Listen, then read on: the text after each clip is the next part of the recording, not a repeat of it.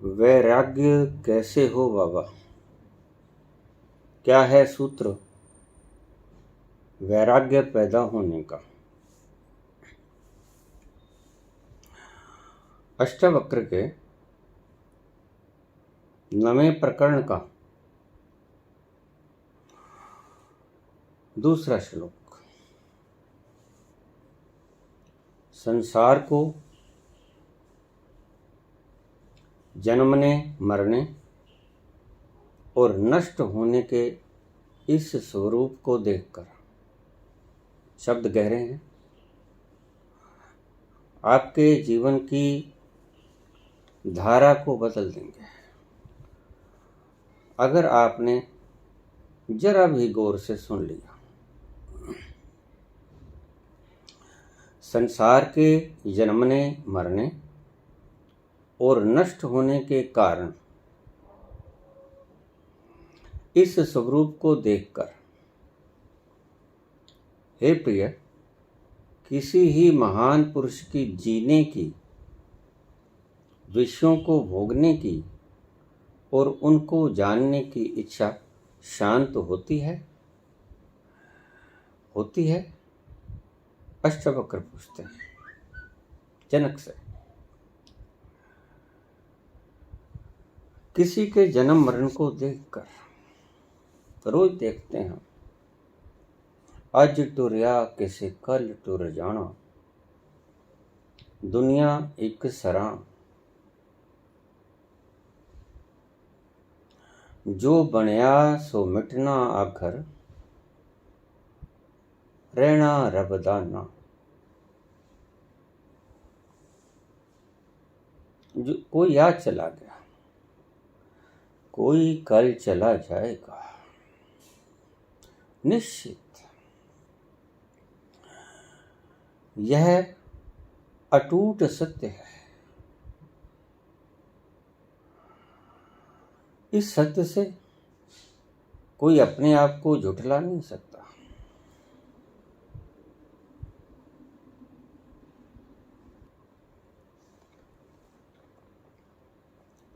रोज हम देखते हैं, रोज लोग मरते हैं, रोज नए लोग बच्चे जन्म लेते हैं। तो क्या इस सब चक्र को देखकर हम मृत्यु को याद करते हैं? इस अल्टीमेट ट्रूथ को हम हृदय की गहराइयों में बसाते हैं कि एक दिन हमें भी जाना पड़ेगा? नहीं बसाते।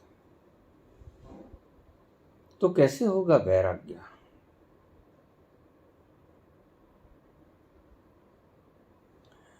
क्या भोगने से वैराग्य होगा?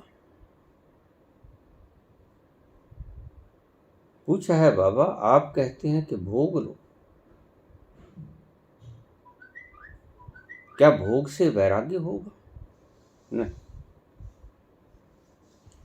भोग से वैराग्य नहीं होगा।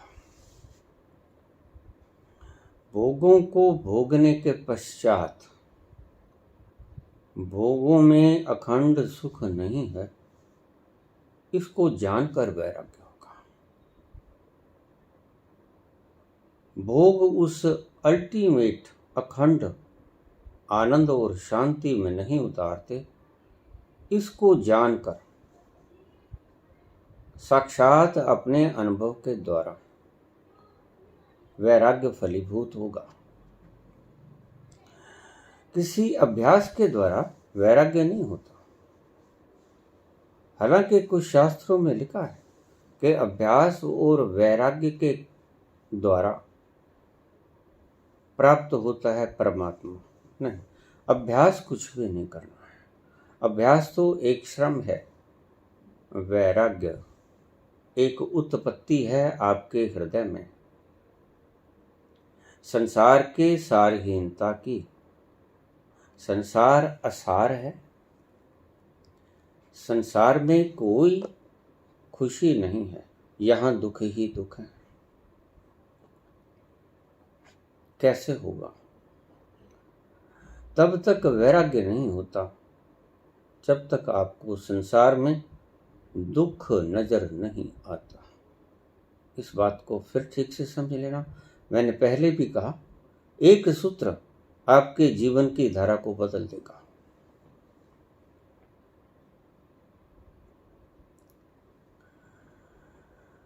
लोग मरते हैं, रोज देखते हैं, कंधा देते हैं, संस्कार करा के आते हैं, लेकिन कहाँ समझ पाते हैं हम कि शायद कल हमारे मरने पर ये लोग हमारे अफसोस में बैठे हों घर पे, कौन जाने। कभी नहीं समझ पाते। बस अच्छा था बुरा था बातें करके समाप्त हो जाती हैं बातें।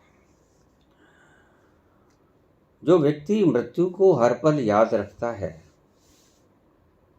सिर्फ उस पल नहीं, जिस पल के कोई ये दृश्य देख लेता है, समाचार, दुखद समाचार सुन लेता है, उस घड़ी में तो सभी वैराग्य युक्त हो जाते हैं।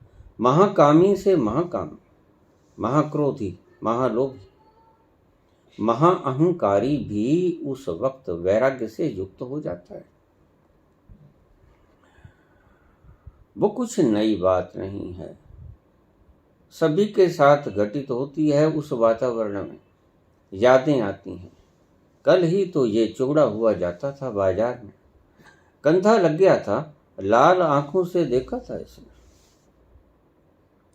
आंखों में लहू उतर आया था। अरे तुम जानते हो मैं कौन? तुमने कंधे से कंधा टकराने की ये चेष्टा क्यों की? तुमने ये दुष्कर्म क्यों किया? तुम जानते नहीं मैं कौन? और आज अपने ही हाथों से उसे उठाकर हम चिता में डाल देते हैं।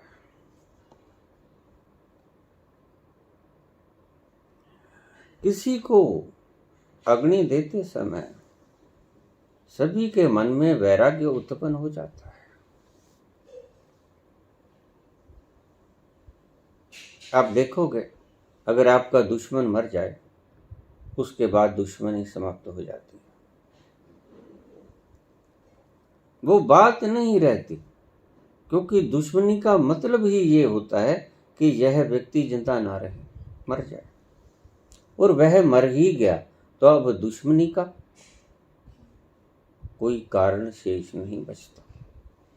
दुश्मनी का सारांश ही ये है कि यह व्यक्ति जिंदा क्यों है।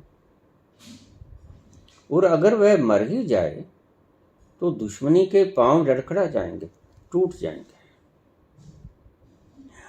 दुश्मन मारना ही तो चाहता है, और वह जब मर ही गया तो दुश्मनी शांत हो जाती है। मर ही गया, आपकी मनोवांछित इच्छा पूर्ण हुई।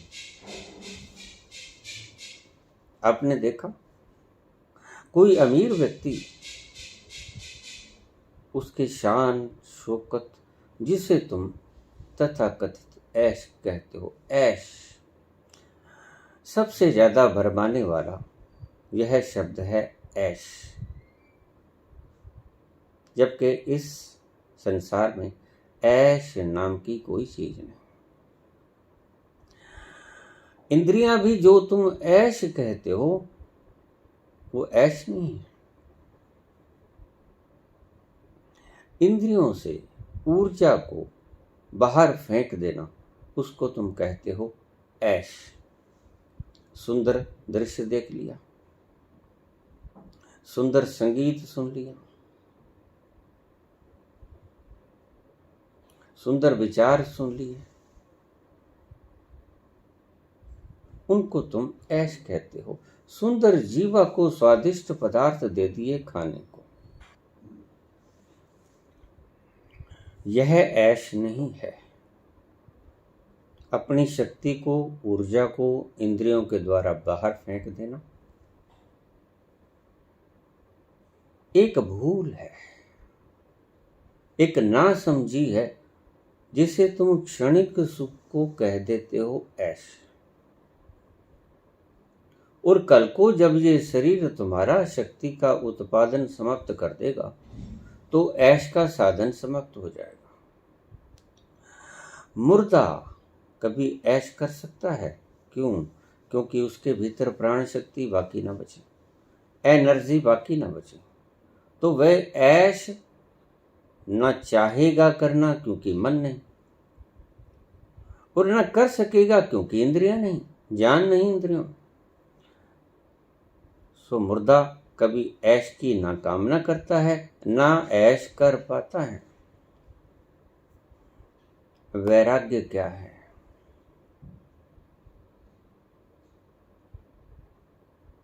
सौभाग्यशाली हैं वो लोग, सूत्रों को ठीक से समझ लेना। सौभाग्यशाली हैं वो लोग जिन लोगों को जीवन में दुख मिले। दुख ही एक चाबी है जो आपको सत्य तक पहुंचाती है।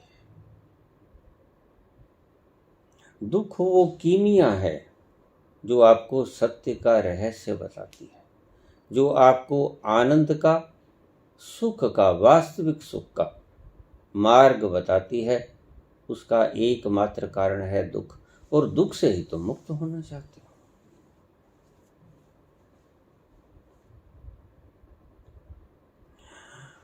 भोगों को भोगने से कभी वैराग्य नहीं होता, बल्कि भोगों को भोगते हुए जब तुम किसी व्यक्ति को देखते हो तो ईर्ष्या पैदा होती है और उन भोगों के प्रति आसक्ति पैदा होती है। काश मैं भी इन भोगों को भोग पाऊं। मजबूर हो, साधन नहीं है। इस व्यक्ति ने परिश्रम से, बेईमानी से, दुष्टता से, धृष्टता से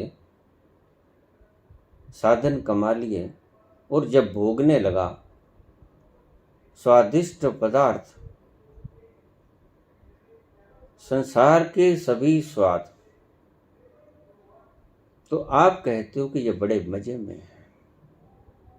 सुंदर वस्त्र डाले, लेकिन आप कहते हैं कि ये बहुत सुंदर वस्त्र डाले हैं। नहीं, उसका शरीर सुंदर वस्त्र डाले हैं और इसे उसमें कोई फर्क नहीं पड़ता, उसकी प्रज्ञा में कोई फर्क नहीं पड़ता अगर आप शरीर के ऊपर सुंदर वस्त्र डालते हो या साधारण वस्त्र डालते हो। लेकिन आप इसे ऐश की कैटेगरी में ले लेते हैं, और जो व्यक्ति इन चीज़ों का प्रदर्शन करते हैं वो व्यक्ति आपको भ्रम में डालते हैं। ये सुंदर वस्त्र, ये चेहरे के मेकअप, ये जुल्फों के स्टाइल, ये दिखावा। लोग क्लब्स में जाते हैं, सुंदर होटल्स में जाते हैं और फेसबुक पे उसकी तस्वीरें चिपका देते हैं। मंतव्य क्या होता है, कभी आपने सोचा? मंतव्य सिर्फ ये होता है कि देखो हम कितनी ऐश कर रहे हैं। घर आकर वही लड़ाई झगड़ा, लोगों को दिखाते हैं कि हम बहुत सुखी हैं। ये देखो 7 स्टार में बैठे, जहां एक थाली 5,000 में मिलती, वही 10 रुपए की थाली। हम बहुत सुखी हैं क्योंकि हमारे पास सुख के साधन बहुत हैं। जो व्यक्ति ऐसा ड्रामा करते हैं वह खुद तो मूर्ख हैं ही, दूसरों को भी इन मूर्खताओं में धकेलते हैं। ये एक पाप है।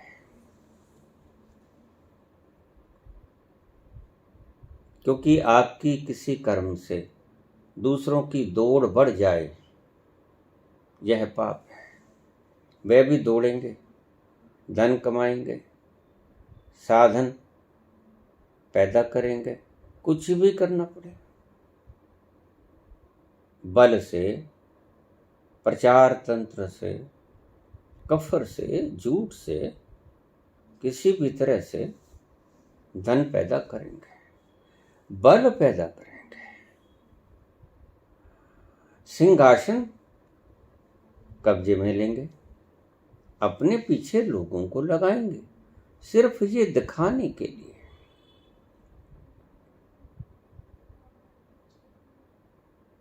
कि देखो मेरे पास कितने फॉलोअर्स हैं, मेरे पास कितनी संख्या है। लोगों को चिढ़ाने मात्र से अलावा आपका कोई मंतव्य नहीं। यह बात सिर्फ मुनि ही जान सकता है।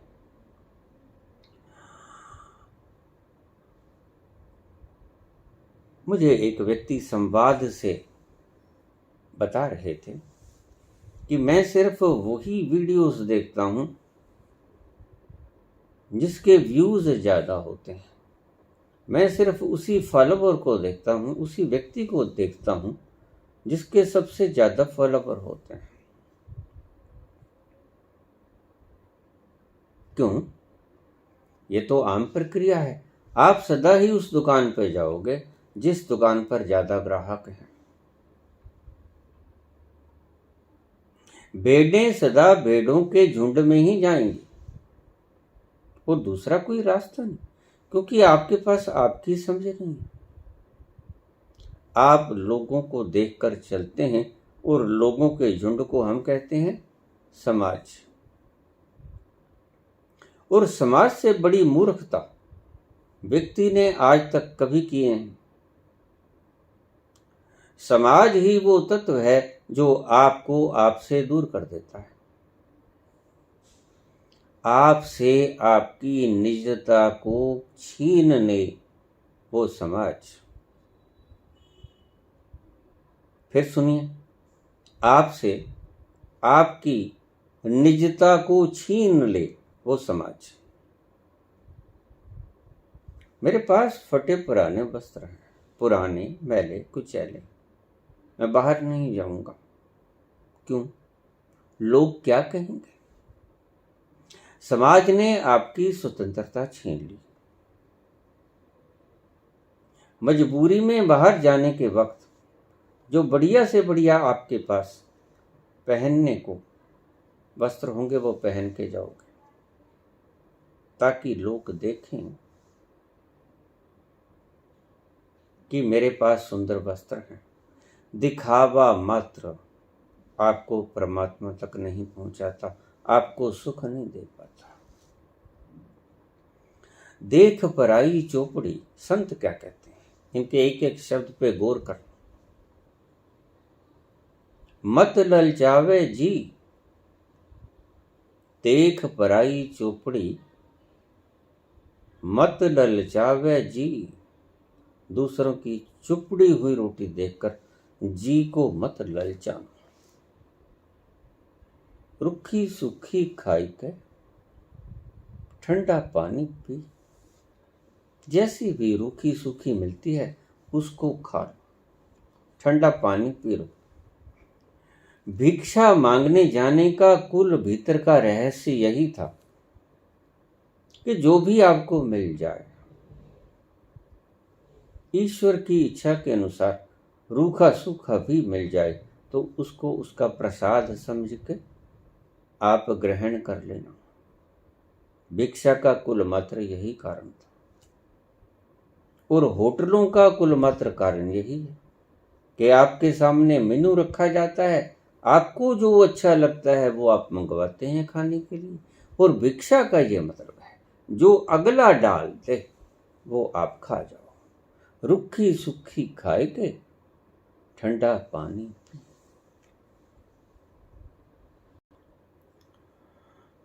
जिन लोगों की बाहरी सिचुएशंस को देखकर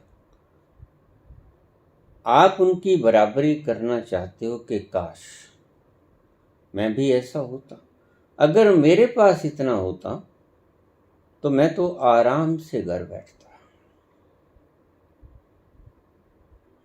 मैं ज्यादा लोभ लालच में न पड़ता, मैं आराम से घर बैठता। और तुम देख लेना, जब उसके पास उतना आ जाएगा तो वो पहले से भी ज़्यादा बेआरामी में आ जाएगा, क्योंकि दौड़ तो असल में तब ही शुरू होगी। तब कहता था कि इतना मेरे पास आ जाए, तो ये तो पागल है। लोग सभी ऐसा कहते हैं कि ये तो मूर्ख है, इसके पास इतना है, फिर ये इतनी जखाई क्यों मार रहा है। अगर इतना मेरे पास होता तो मैं चैन से घर बैठता। लेकिन जब इनके पास इतना आ जाएगा, आप देख लेना, ये आज से भी ज़्यादा दौड़ाक हो जाएंगे।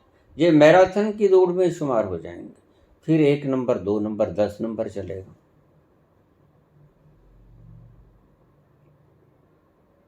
इसीलिए कुंती सुख मांगती नहीं।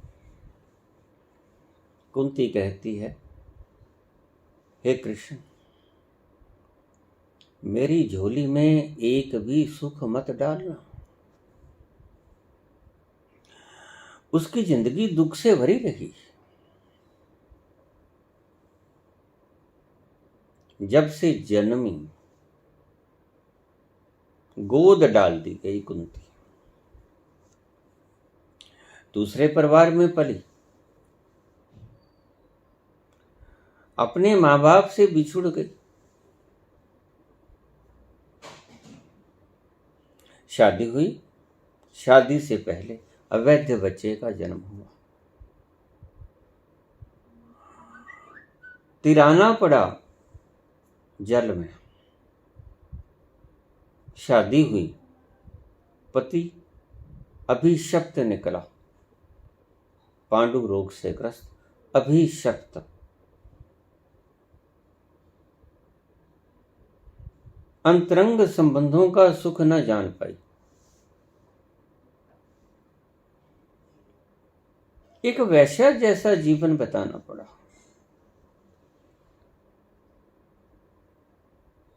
कोई बच्चा कहीं से आ रहा है, कोई कहीं से आ रहा है। कभी इंद्र का आवाहन करती है। ध्यान रखना,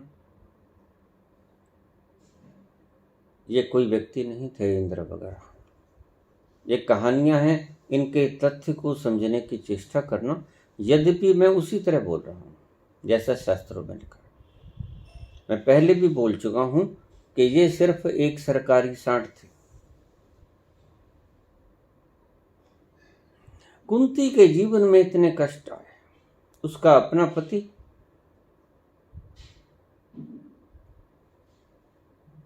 श्रापित है, अभिशप्त है, पांडु रोग से ग्रस्त है, नपुंसक है। पति सुख है मिला, और नाजायज संबंध बनाकर बच्चे पैदा किए गए। कितनी दुख हुई होगी, कितनी तकलीफ हुई होगी। और फिर उसके बाद यातनाएं शुरू हुई। पति मर गया, विधवा हो गई। उसके बाद धृतराष्ट्र के पुत्र ने आपदा मचानी शुरू की। बड़े पुत्र युधिष्ठिर को राज न देने दिया, टांग फंसवा दी। नए नए तर्क बिछाने लगा, लाक्षागृह में जलाने की चेष्टा की गई। धोखा करके पासा पलट दिया गया और उनका इंद्रप्रस्थ छीन लिया गया। 13 वर्ष का वनवास हुआ। 12 वर्ष दर दर की भिक्षा मांग कर गुजारा करना पड़ा। 13वां वर्ष छुप छुप के, कहीं पकड़े ना जाएं, कभी दिख ना जाएं, कभी कहीं कभी कहीं, कभी कहीं, कभी विराट के जहां, कभी गंधमार्दन पर, कभी कहीं छुपे। डर का माहौल। दुख के सिवा कुंती के जीवन में आनंद का कोई क्षण नहीं आया।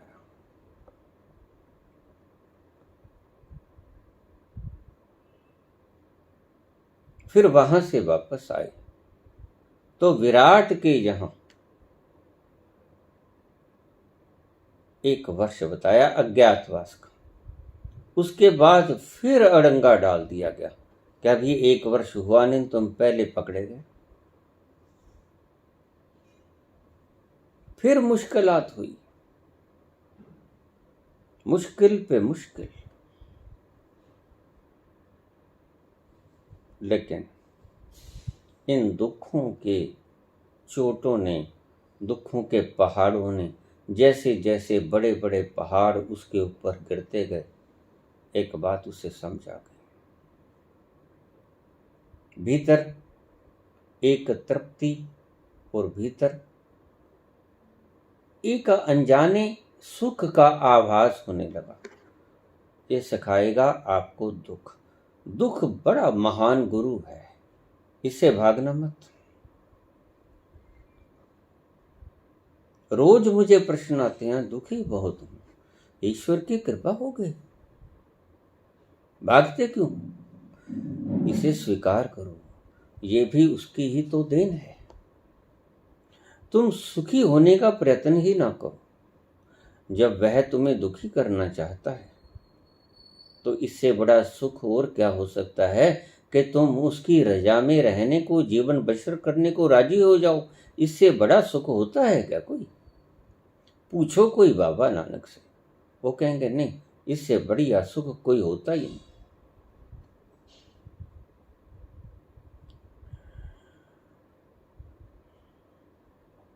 जो तुध पावे साईं भली कार, वह भला है।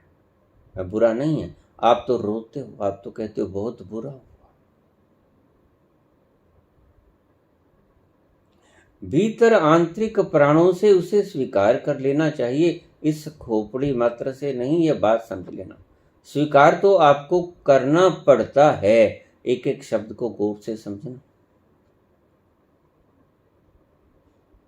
दुख को स्वीकार आप कर लेते हो जैसे तैसे, लेकिन कर नहीं लेते, करना पड़ता है। दुख सहज स्वीकृत नहीं होता, दुख आपको स्वीकार करना पड़ता है। लेकिन बाबा क्या कहते हैं? बाबा कहते हैं कि दुख को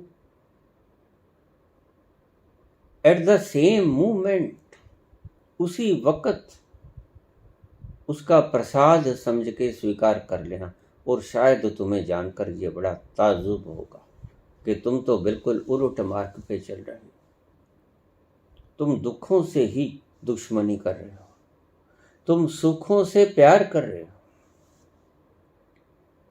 यही एकमात्र तुम्हारी खोपड़ी का मानना तुम्हें परमात्मा तक पहुंचने नहीं देता।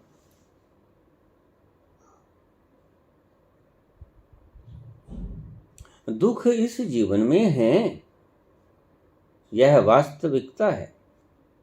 चोट भी लगेगी, दर्द भी होगा, बीमारी भी होगी, चिंता भी होगा, अवसाद भी होगा, कष्ट भी होगा, क्लेश भी होगा। कोई अपना प्रिय बिछड़ेगा भी, कोई अपना पूज्य आपको सिर से छत्र छाया समाप्त भी होगी। लेकिन उस दुख की अवस्था में उस दुख को स्वीकार कर लेना। फिर भी तो स्वीकार करते हो। वियोगी राम राम जपले अभी, फिर भी तो राम राम होती है। उस दुख को अभी स्वीकार कर लो, फिर भी तो वो स्वीकार करना पड़ता है। लेकिन दोनों में बड़ी फर्क है। एक सहज स्वीकृत हो जाए, ये सहज स्वीकार ही सहज समाधि है। सहज समाधि भली रे, सहज समाधि भली रे मनवा, सहज समाधि भली। सहज स्वीकृत हो जाए दुख, बाद में स्वीकार करना न पड़े। दोनों ही कंडीशंस में दुख स्वीकृत होता है आपके द्वारा, लेकिन एक कंडीशन में वो सहज स्वीकृत होता है।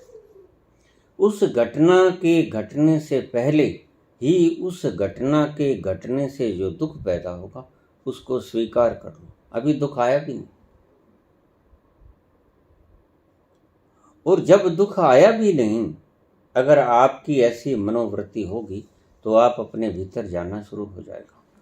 आपको अपने भीतर के उस आंतरिक अवस्थाओं में पता चलेगा कि यह संकट आने वाला है, यह घटना घटने वाली है, आपको पता चल जाएगा।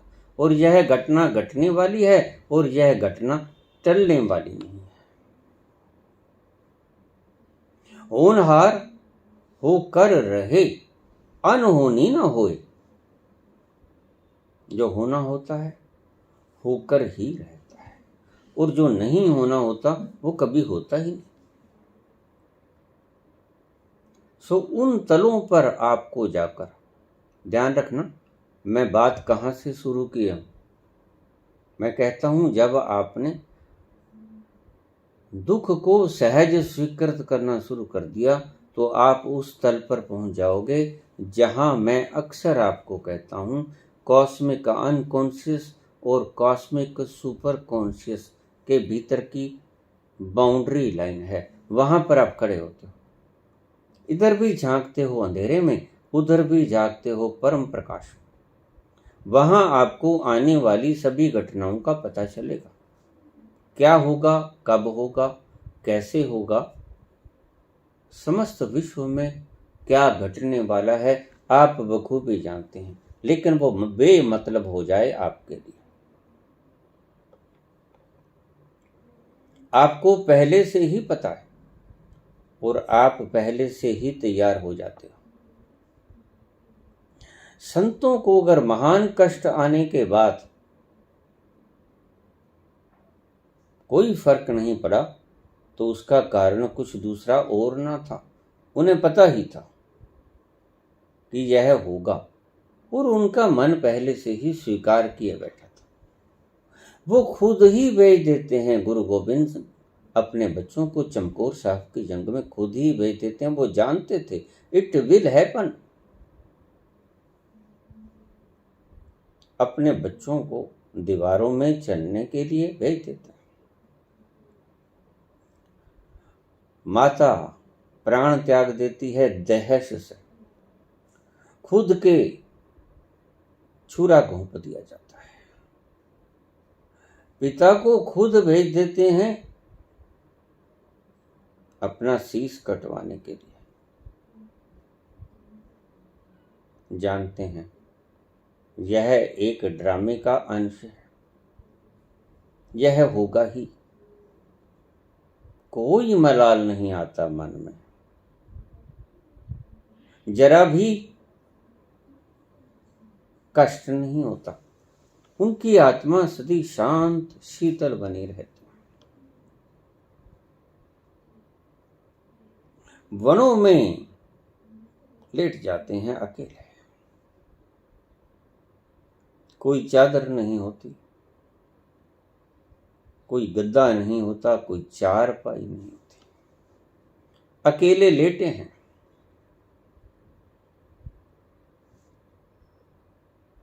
तकलीफ कुछ नहीं, दुख कुछ नहीं, परम सुख तक पहुंचने का बड़े से बड़ा सूत्र है। सभी परम दुखों तक को सहज स्वीकृत कर लेना अपने हृदय के अंतरतम कोनों से। From the internal core of your heart, innermost core, आपके भीतर के आत्यंतिक आंतरिक कोणों से उस सत्य को स्वीकार कर लेना, उस दुख को स्वीकार कर लेना। और देखिए अगर स्वीकार नहीं करोगे घटना तो घटेगा। आपको पता भी ना चलेगा, एक क्षण की लापरवाही और घटना घट जाए।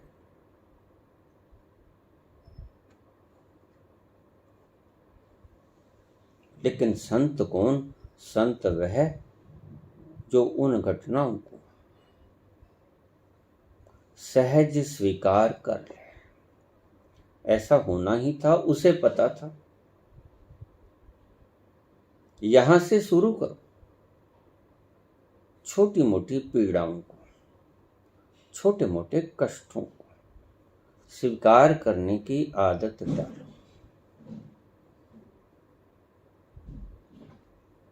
तुम तो चिल्लाने लगते हो, थोड़ी अंगुली में दर्द है, चिल्लाने लगते हो।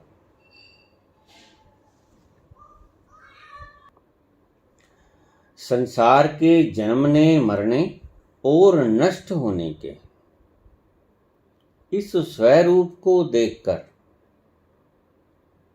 हे प्रिय, किसी ही महान पुरुष को जीने की, विषयों को भोगने की और उनको जानने की इच्छा शांत हुई है?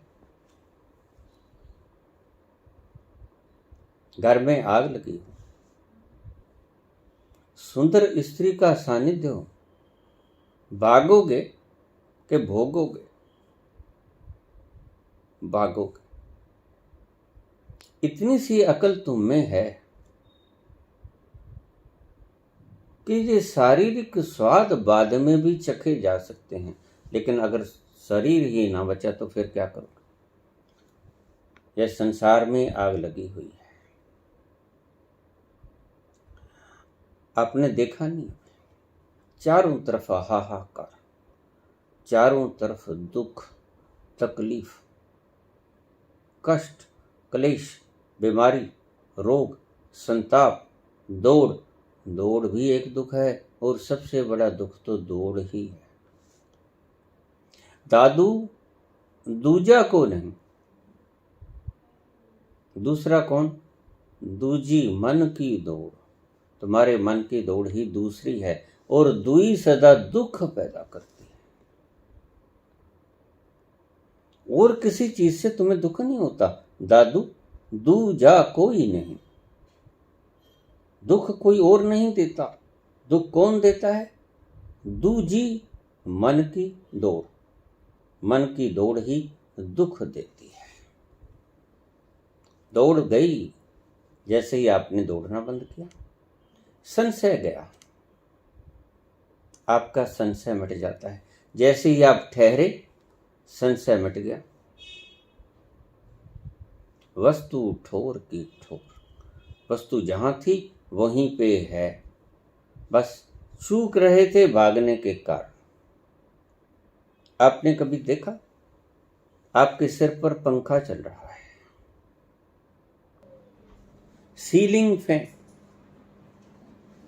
अगर सहज भाव से वो चल नहीं रहा, ठहरा हुआ है, तो दीवार पर ऊपर छत पर लिखी हुई भाषा को आप पूरा पढ़ ना पाओगे, क्योंकि जो भाषा उन पंखड़ियों के नीचे आ गई वो आपको नहीं पता चलेगा क्या है। लेकिन जरा देखना, पंखा चला देना, तेज कर देना, तो आपको ऊपर लिखा सारा पढ़ा जाएगा बखूबी, जैसे पारदर्शी हो जाती है ये दुनिया। संबोधि के वक्त लोग मुझे पूछते हैं कि संबोधि के वक्त आपको चीजें ट्रांसपेरेंट कैसे दिखाई पड़ी? जैसे ये पंखा जब घूमता है तो कहाँ जाते हैं, उनके पर की सॉलिडिटी समाप्त हो जाती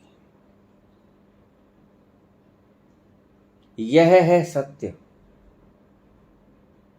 पंखों के परों का सॉलिड रूप में देखना था भ्रम, दृष्टि भ्रम। अब आप पूरी इमारत को पढ़ सकते हैं। क्या लिखा है ऊपर? पूरी इबारत आपको पूरी दिखेगी। संबोधि के क्षणों में आप जीवन के सत्यों का रहस्य जान पाओगे। सभी पारदर्शिता दिखाई पड़ेगी, सभी सॉलिडिटी, लिक्विडिटी सब समाप्त हो जाए और आप इस यूनिवर्स की, उसकी समग्रता में स्पष्ट स्पष्ट देख पाओगे। संसार में दुख है, दिखाई नहीं पड़ता। जैसे ही चक्र का ये घूमता है पंखा, आपको स्पष्ट दिखाई पड़ता है। भोगने से आपको वैराग्य नहीं होगा। पंखा खड़ा है, भोगने से भोगों में सुख नहीं मिलता, दुख मिलता है। यह अनुभव करके ही आपको समझ आएगी कि भोगों में सुख नहीं है। भोगों को भोगने में रस नहीं है। भ्रम था मेरा, सत्य में रस नहीं है। भला कोई अपनी शक्ति को घुमाकर रस पूर्ण कैसे हो सकता है? एनर्जी लेसनेस होके शांत कैसे हो सकता है? मर सकता है। मुर्दा जब सारी एनर्जी को खो देता है तो मुर्दा हो जाता है। सुखी नहीं होता, आनंदित नहीं होता, शांत नहीं होता। ये आपको भ्रम होता है। सोए हुए थे चैन से ओढ़े हुए कफन, यहां भी सताने आ गए, किसने पता बता दिया। लेकिन मुर्दे को ये शेयर है सिर्फ, हकीकत नहीं। कोई चैन नहीं होता। मुर्दे को काहे का चैन होता है? ना बेचैनी होती है, और बेचैनी का न होना चैन नहीं होता। शांति आनंद के बिना सूनी है, जैसे जलेबी रस के बिना स्वाद नहीं देती। मुर्दा प्राणहीन हो जाए तो कैसा आनंद, कैसी शांति। इसलिए तो आपको शांति रोज साधनी पड़ती। कोई थोड़ी सी चोट लगा गया आपके शब्दों को, आपकी मान्यताओं को, तो आपके भीतर बहुत चोट पहुंचती है। इसने ऐसा क्यों कह दिया, मैंने तो ऐसा मान रखा था। मानो मत, कृपा करो, जानने से सभी भ्रम दूर हो जाएंगे और फिर आपकी मान्यताओं को कोई गिरा नहीं पाएगा, क्योंकि वो मान्यताएं आपके जानने से आई। और जो मान्यता आपके जानने से आती है उसे कोई ना तोड़ पाएगा। आप स्वयं भी ना तोड़ पाओगे। तोड़ोगे भी कैसे, जब आपने खुद अपनी आंखों से देखा।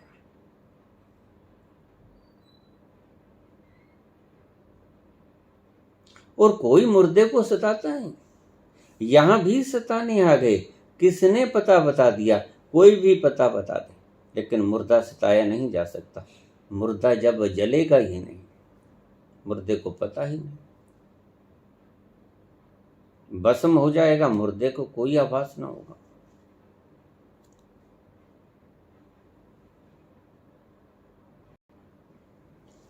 क्या कहते हैं अष्टावक्र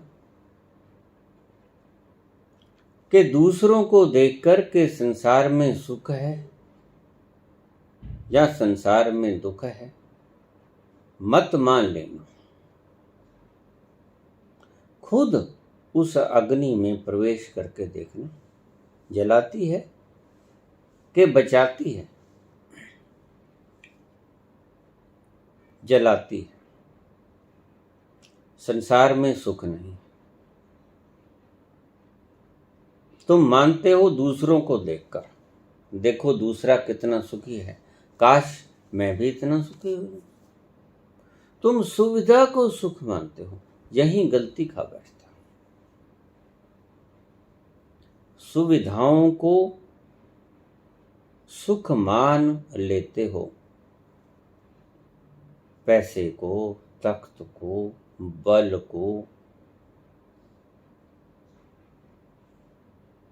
सारी संपत्ति को, जमीन को, जायदाद को, पुत्र पुत्रादि को, स्त्रियों को अपनी संपत्ति से तुम ये समझते हो कि हम सुखी हो गए। कौन सुखी हुआ है? जो चीज कभी छोड़कर जानी पड़ेगी उससे कभी सुख मिलता ही नहीं। तो कौन सी चीज छोड़कर कभी नहीं जानी पड़ती, वह सुख देती है। आखिरी मर्म को समझने की चेष्टा करना। जो चीज मरने के बाद भी आप छोड़ ना पाओगे वह सुख देगी। जो चीज मरने के बाद भी आप चाहकर भी छोड़ ना पाओगे वही है आपकी संपत्ति। और वैसी कौन सी चीज है? वो है आनंद और शांति। आनंद की छाया है शांति। शांति को सीधे सीधे पैदा करने की चेष्टा मत करना। वह सीधे पैदा होगी भी नहीं, आपको छलावा मात्र होगा कि हम शांत हो गए। बहुत से संतों को ऐसा हो जाता है, एकांत में जाके, हिमालय पे जाके कि हम शांत हो गए। जब दूसरे से संपर्क ही ना हुआ तो आपको शांति के परखने के अवसर कहाँ आएंगे? ऐसा हुआ है इतिहास में बहुत बार। बहुत लोग 20-20, 30-30 सालों तक एकांत में बैठे रहे, कोई झगड़ा ना हुआ। जैसे ही संसार में आए तो थोड़ी सी बात चोट कर गए, शांति समाप्त। मैं एक ऐसी ब्रह्म कुमारी को जानता हूं जो ऊपर से गिर गई, चूल्हा टूट गया। बाहर से थी, मेरे शहर से नहीं। उसके चूल्हे का ऑपरेशन हुआ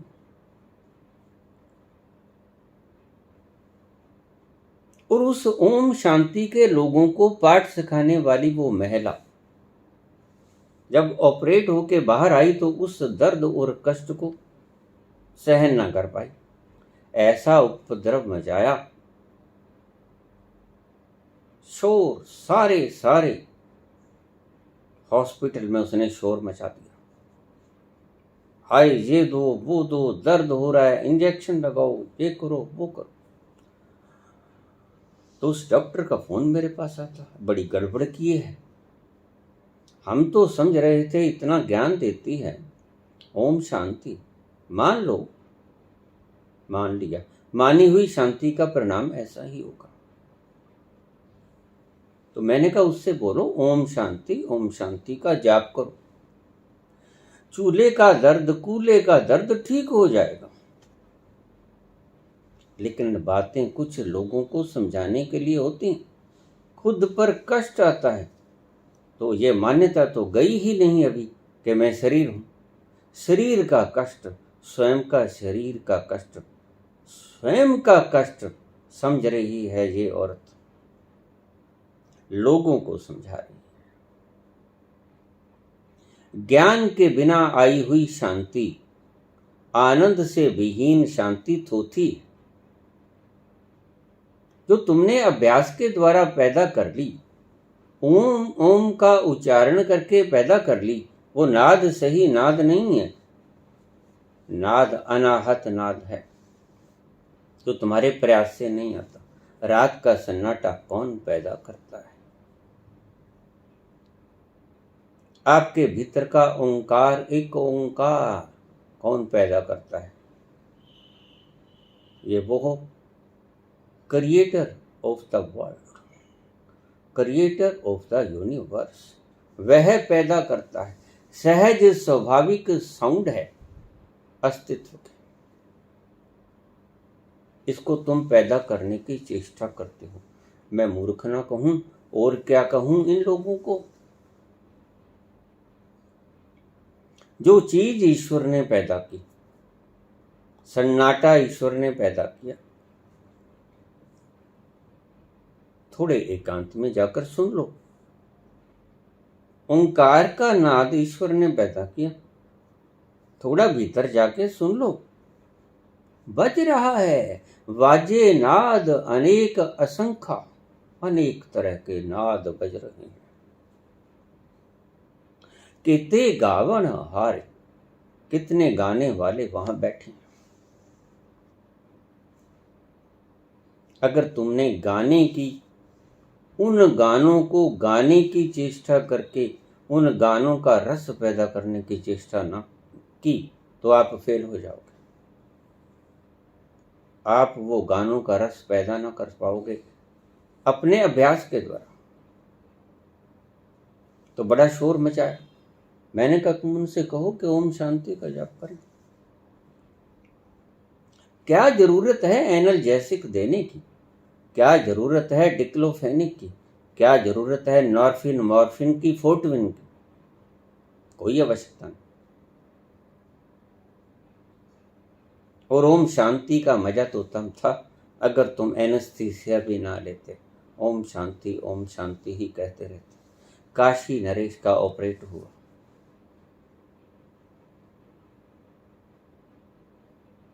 ऑपरेट के वक्त जब एनेस्थीसिया देने लगे, डॉक्टर उन्होंने मना कर दिया कि नहीं, मैं एनेस्थीसिया नहीं लूंगा।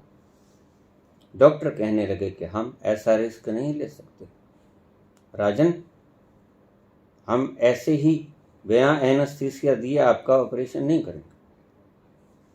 लेकिन जब राजा ने कहा कि मैं तुम्हें दंड दूंगा तो उन्हें करना पड़ा।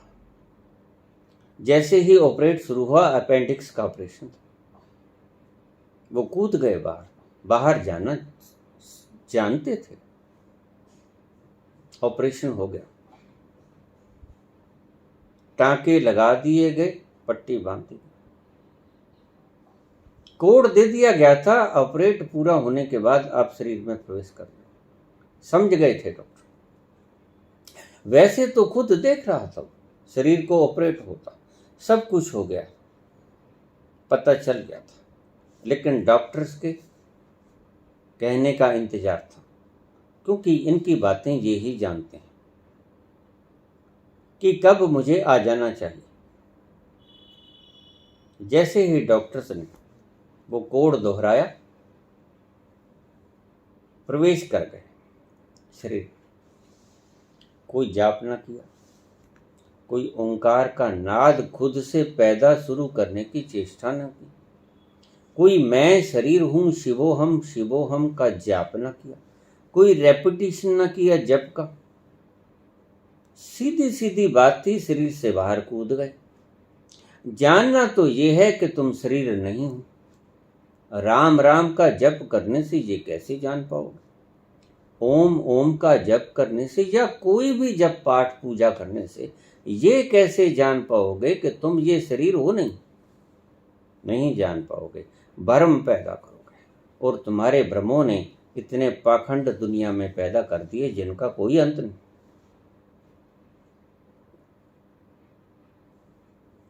ये सारे भ्रम तुम्हारे मरने के डर से पैदा होते हैं, पाखंड। देखिए आप कैसे लोग झंडों के ऊपर सिंदूर और तेल मल के आते हैं, और उस बेचारे को जिसको पानी चाहिए था जड़ों में, उसको तैलीय युक्त पदार्थ देके मार देते हैं। बहुत से जंड मेरी आंखों ने मरते हुए देखे। आपके तैलीय पदार्थों के कारण उसके गुनाहगार आप, पापी हो, हत्यारे।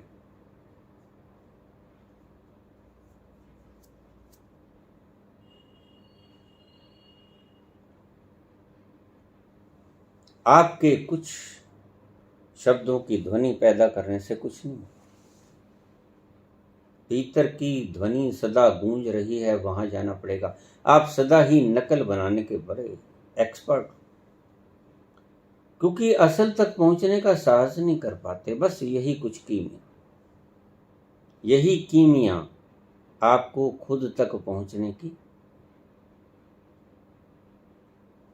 स्थान नहीं देती, आपको जाने नहीं देती।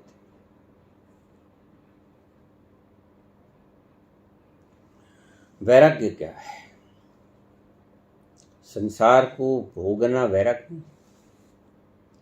संसार को भोग भोग के संसार में दुख है, संसार के भोगों में दुख है, सुख नहीं है। ये जान लेना एक रस की तरह, निचोड़ की तरह, यह वैराग्य को पैदा करता है। ऐसा ही बुद्ध के साथ हुआ।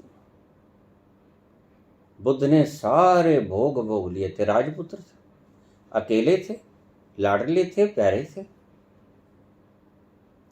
जो इशारा किया मुख से बोलना भी न पड़ा, वो हाजिर हो गया, सभी भोग भोगे और पाया कि दुख। ये था सच्चा अनुभव, और सच्चा अनुभव वैराग्य पैदा कर गया।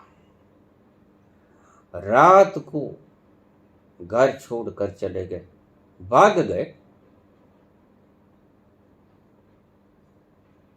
सच्चा अनुभव था।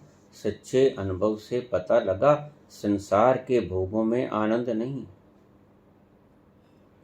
कुछ ऐसा तलाशा जाए जिसके भोग से अखंड आनंद की अनुभूति हो, और वो तलाश लिया। खुदा तराश लिया और बंदगी कर ली। अब मिल गया खुदा उनको, तराशा गया।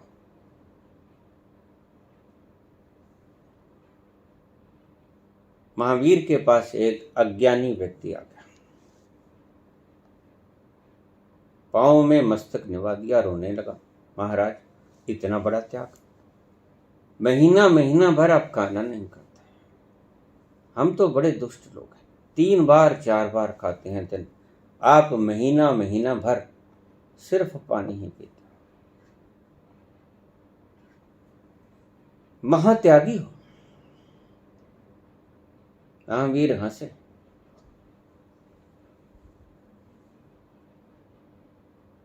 नहीं नहीं साधु, नहीं, तुम्हारी दृष्टि में अभी भ्रम बाकी है, भ्रांति युक्त है तुम्हारी दृष्टि।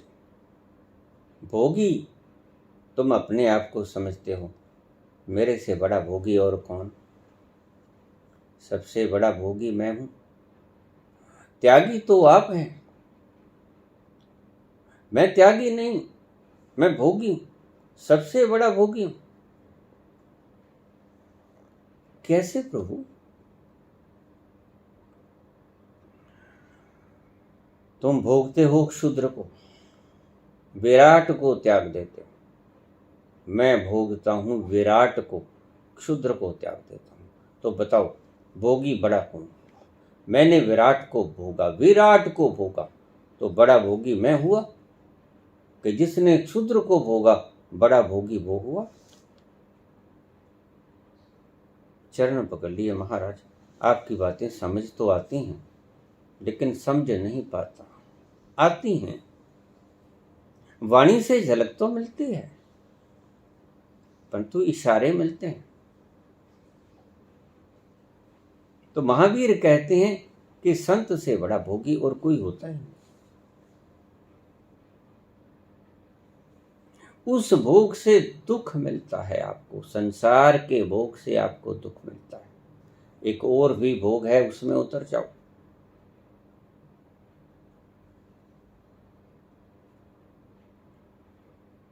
वो भोग कौन सा है?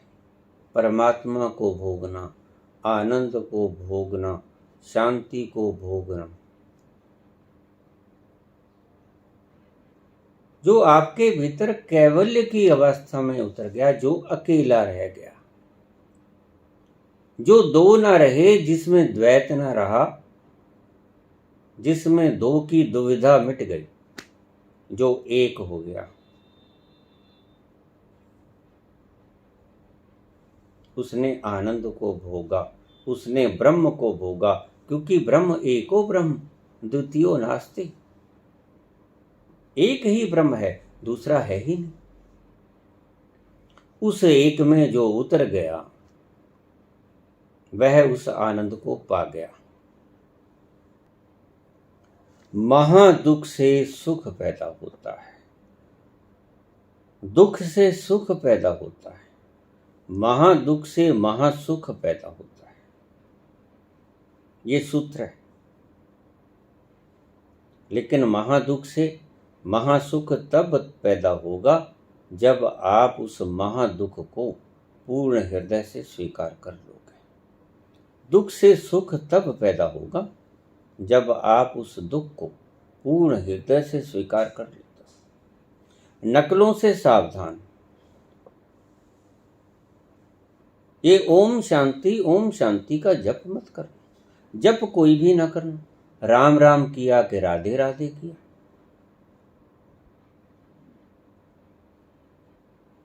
के अल्लाह हु या किसी भी नाम का उच्चारण करके आपको आनंद ना मिलेगा। वो आनंद नहीं होगा। मुझे बहुत लोग कहते हैं कि मुझे जाप करने में आनंद आता है। गलती में हो। मैं तुम्हें इसकी पीछे की फिलॉसफी समझा देता हूँ। जाप करके आप एनर्जी लेसनेस हो जाते हो। जाप करने में, बोलने में एनर्जी आप खोते हो। मौन में एनर्जी आप गेन करते हो। ध्यान से समझना इस सूत्र को, बड़ा सुंदर सूत्र है। मौन में आप एनर्जी को ग्रहण करते हैं, इसलिए लोग मौन में जाते हैं एनर्जी फुल होने के लिए। बैटरी चार्ज हो जाए, फुल हो जाए। मौन से एनर्जी फुल होती है। बोलने से आप एनर्जी लेसनेस की अवस्था में आते हैं। जाप करोगे, जितना जाप करोगे आखिर में थकोगे, और थकने के बाद क्या होगा? मूर्छा आएगी। उस मूर्छा को तुम आनंद कहते हो। जैसे कोई शराब पिए व्यक्ति मूर्छित हो जाता है, उस मूर्छा को आनंद मानता है, रोज पीता है, क्योंकि असली आनंद तो मिला नहीं। जिन्हें नशे जहान दे उतर जान पर भात, सभी उतर जाते हैं। नाम खुमारी नान का चढ़ी रहे दिन रात, वही एक खुमारी है जो दिन रात चढ़ी रहती है। आपके जाप करने से आनंद नहीं मिलता, आपके जाप करने से मूर्छा मिलती है। मूर्छा को आप आनंद समझ लेते हो। यही आपकी भ्रम है, यही आपकी गलती। करते रहो, जाप करते रहो, कौन रोकता है? लेकिन जरा ध्यान रखना, मुर्दा जाप कर ही नहीं सकता। क्यों? एनर्जी नहीं। कहां से खर्च करेगा? आप जाप कर सकते हो। अगर आपको जाप में आनंद आता है तो पीछे की इसकी फिलोसफिकल समझ लीजिए स्टेज क्या है। आप बोलते बोलते थक जाओगे, जैसे चलते चलते थक जाते हो, जैसे सोचते सोचते थक जाते हो, जैसे परिश्रम करते करते थक जाते हो, ऐसे जप भी एक परिश्रम है, पाठ पूजा भी एक परिश्रम है। इस परिश्रम से आप एनर्जी लेसनेस की अवस्था में प्रवेश करोगे, और एनर्जी लेसनेस की अवस्था का मतलब है मूर्छित हो जाना। शराब पी के भी आप मूर्छित होते हो, जाप करके भी आप मूर्छित होते हो। ध्यान से समझ लेना इस फर्क को। शराब पी के मूर्छा, जाप करके मूर्छा, दोनों मूर्छाओं को आप आनंद समझते हो। समझे जाओ, कौन रोकता है? थक जाओगे, लेकिन उससे कोई नहीं थकता। वो जितना पीते हो उतना ही मजेदार होता जाता है।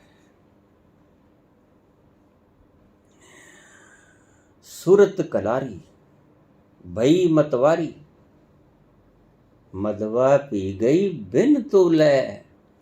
पीते ही जाते हो, पीते ही जाते हो, उसका स्वाद कभी चुकता नहीं।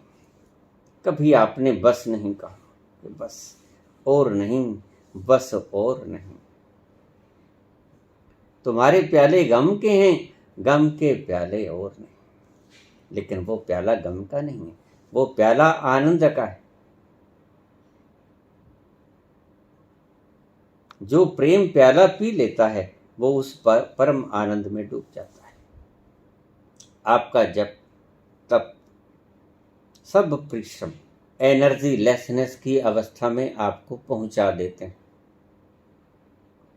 और एनर्जी लेसनेस की अवस्था बिल्कुल वही है जो कि रात को आप थक के चूर होके सो जाते हो। मूर्छित अवस्था, सुषुप्ति की अवस्था। और अगर सुषुप्ति की और मूर्छा की अवस्था आपको ज्ञानी बनाने में मदद देती है तो आप रोज रात को मूर्छित होते हैं, आप सुबह ज्ञानी बन के उठते हैं। ज्ञानी बने नहीं, 100 साल जिंदगी के हुए, रोज आप मूर्छित हुए, दिन में आप परिश्रम करके रात को एनर्जी लेसनेस की पोजीशन में आए, मूर्छित हुए। लोग रात को सोने के लिए संभोग करते हैं। एनर्जी लेसनेस कैसे पैदा हो? आपके भीतर का वो कीमती द्रव्य आप बाहर निकाल देते हो, अशांति पैदा करता है, सोने में बाधा बनता है, आप उसको बाहर फेंक देते हो, आप सो जाते हो, समझते हो कि बड़ा आनंद आया। आनंद बनंद कहाँ? आप शक्ति विहीन हो गए। शक्ति विहीन के बाद मूर्छा आएगी ही आएगी, किसी भी कारण से आए। लोग इसको दवाई की तरह इस्तेमाल करते हैं। इतने भारी मूल्य चुकाकर अगर आपने क्षणिक आनंद पाया, वो भी नींद का, तो क्या पाया? उस आनंद में प्रवेश करो जिसे मैं गहरी नींद कहता हूं। नींद भी समाधि है अगर जागृत हो, और समाधि भी नींद है अगर सोई हो। तो सोई समाधि में आप रोज जाते हो एनर्जी लेसनेस की पोजीशन के बाद, और सुबह तक आपका शरीर गेन कर देता है एनर्जी को, आप फ्रेश होकर उठते हो। ज्ञानी होकर नहीं उठते, इस बात का ध्यान रखना। ज्ञानी होना और फ्रेश होना ये दो बिल्कुल अलग अलग बातें हैं। आप सुबह फ्रेश होकर उठते हो, बैटरी चार्ज हो जाती है रात को सोते सोते। लेकिन ध्यान रखना, आप सुबह उठ के ज्ञान की चर्चा करनी शुरू नहीं करते, वैसे के वैसे जैसे सोए थे वैसे ही उठ गए। लेकिन ज्ञान की अवस्था में जैसे ही आप अपने आप को पहचानते हो, आप आमूल चूल ट्रांसफॉर्म हो जाते हो। क्रांति घटित होती है, रेवोल्यूशन घटती है आपके भीतर। ये जाप से आपको आनंद क्यों आता है, ये मैंने सारी फिलॉसफी समझा दी। जाप चाहे किसी भी चीज का हो, इस सूत्र को ध्यान में रखना। ओम का जाप, राम का जाप, अल्लाह का जाप, किसी चीज का भी जाप आप खर्च करोगे। अगर कुछ खर्च ना होता हो तो मुर्दा भी राम राम बोलता, उसके पास एनर्जी नहीं है खोने को। इसीलिए मौन का इतना महत्व है। आने वाली किसी वीडियो में मैं मौन के महत्व के ऊपर वीडियो डालूंगा।